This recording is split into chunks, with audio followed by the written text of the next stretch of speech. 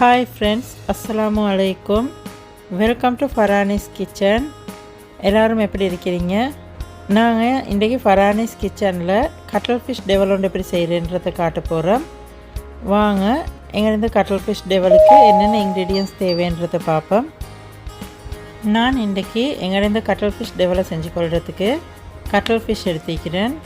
கறி கொச்சிக்காய், வெங்காயம், கருவேப்பிலை, தக்காளி, tomato sauce, துண்டு கொச்சிக்காய், மிளகுத்தூள், ginger garlic, soya sauce, உப்பு இவ்வளவு தான் நான் எடுத்துக்கிறேன்.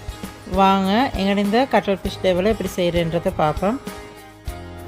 ஃபர்ஸ்ட்டுக்கு நாங்கள் பேன் ஒன்று அடுப்பில் வச்சு எங்களோட பேன் ஹீட் ஆக போக்கல அதில் நாங்கள் எங்களோட Cuttlefish ஃப்ரை பண்ணிக்கொள்றதுக்கு தேவையான அளவு ஆயில் ஆட் பண்ணிக்கொள்ள போகிறேன்.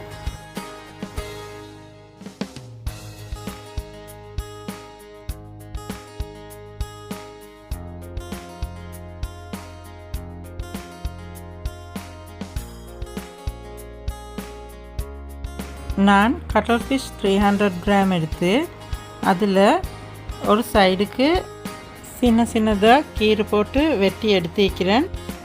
உங்களுக்கு விலங்குதைக்கும் இந்த மாதிரி சின்னதாக கீரை போட்டு கணக்கான சைஸில் எல்லா Cuttlefishையும் வெட்டி எடுத்துக்கொள்ளணும். இப்படி கட் பண்ணி எடுத்த எங்களோட Cuttlefish எல்லாத்துக்கும் நாங்கள் உப்பு கொஞ்சம் போட்டு மிக்ஸ் பண்ணி இதை ஃப்ரை பண்ணி எடுத்துக்கொள்ள போகிறோம். இப்படி பாக்ஸ் ஷேப்புக்கே இல்லாமல் ரவுண்ட் ஷேப்புக்கும் உங்களுக்கு வெட்டி இதை ஃப்ரை பண்ணி டெவல் செஞ்சு கொள்ளையிலும். கொஞ்சம் இதை இப்படி நல்லா மிக்ஸ் பண்ணிவிட்டு நாங்கள் இப்போ இதை ஃப்ரை பண்ணி எடுத்துக்கொள்ள போகிறோம். இப்போ எங்களோட இந்த ஆயில் நல்லா ஹீட்டாக வீக்கி நாங்கள் இப்போ எங்களோட Cuttlefishை போட்டு ஃப்ரை பண்ணிக்கொள்வோம்.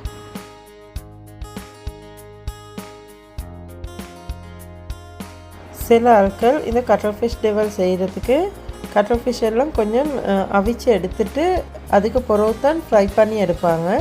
நான் இன்றைக்கி அவிச்சு எடுக்கல, நான் ஃப்ரை பண்ணி மட்டும்தான் எடுக்கிறேன். உங்களுக்கு அப்படி விருப்பம் வேண்டாம் ஒரு 2-3 நிமிஷம் கொஞ்சம் அவிச்சிட்டு அதுக்கு பிறகு போட்டு நீங்கள் ஃப்ரை பண்ணி எடுங்க.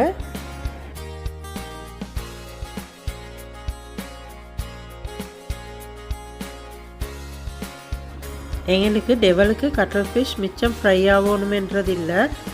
உங்களுக்கு வீடியோவில் விலங்குதைக்கு இந்த மாதிரி லைட்டாக கொஞ்சம் கலர் வரப்போக்கில் எங்களுக்கு ஃப்ரை பண்ணினே போதும். நாங்கள் இப்போ இதை எடுத்துக்கொள்வோம்.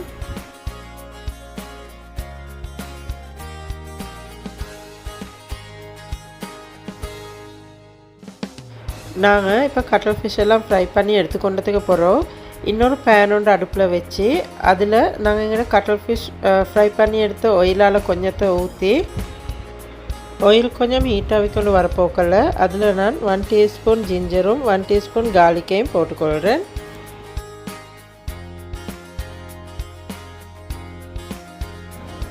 ஜிஞ்சர் கார்லிக் பச்சை வாசம் போக்காட்டியும் அதை கொஞ்சம் நல்லா ஃப்ரை பண்ணிவிட்டு அதிலே நான் 3 காய் பெரிய வெங்காயம் எடுத்து அதை பாக்ஸ் ஷேப்புக்கு பெருசாக வெட்டிக்கிறேன். அதையும் நான் இதோட போட்டு மிக்ஸ் பண்ணிக்கொள்கிறேன்.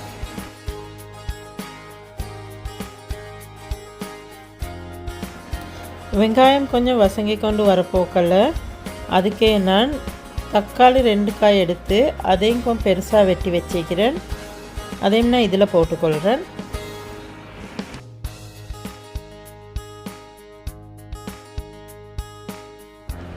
அதுக்கே கறி கொச்சிக்காய் 2 எடுத்து பெருசாக வெட்டி அதையும் நான் வெங்காயத்தோடு போட்டுக்கொள்கிறேன்.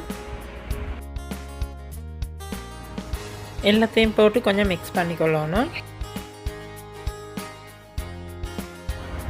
இதெல்லாம் கொஞ்சம் லைட்டாக ஃப்ரை ஆகி கொண்டு வரப்போக்கல நாங்கள் இதுக்கு கருவேப்பிலை கொஞ்சத்தையும் போட்டுக்கொள்கிறோம்.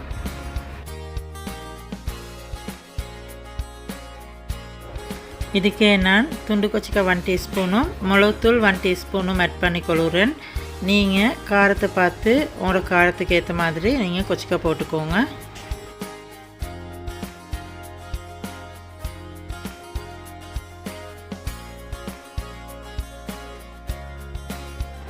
எல்லாம் போட்டு இதையும் கொஞ்சம் மிக்ஸ் பண்ணிக்கொள்கிறேன்.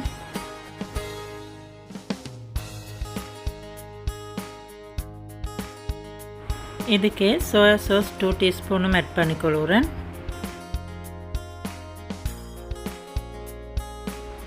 இதுக்கே நான் 4 டேபிள்ஸ்பூன் டொமேட்டோ சாஸும் ஆட் பண்ணிக்கொள்கிறேன்.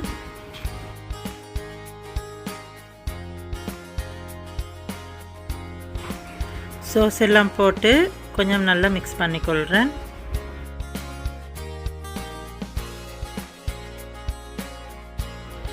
இதுக்கே நான் எங்களோட ஃப்ரை பண்ணிக்கொண்ட கட்டல் ஃபிஷ் எல்லாத்தையும் ஆட் பண்ணிக்கொள்கிறேன். கட்டல் ஃபிஷ் எல்லாம் போட்டு அதையும் கொஞ்சம் மிக்ஸ் பண்ணி எடுத்துக்கொள்கிறேன்.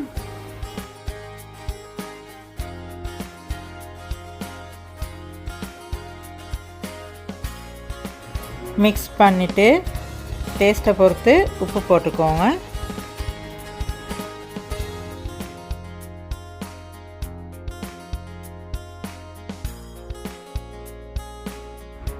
உப்பையும் போட்டு மிக்ஸ் பண்ணிவிட்டு 2 நிமிஷம் இப்படியே நாங்கள் கொஞ்சம் ஹீட் ஆகிறதுக்கு அடுப்பில் வச்சுட்டு நாங்கள் எங்களோட டெவல் எடுத்துக்கொள்வோம். எங்களோட டெவல் ரெடி ஆகிட்டு நாங்கள் இப்போ டிஷ்ஷில் போட்டுக்கொள்வோம்.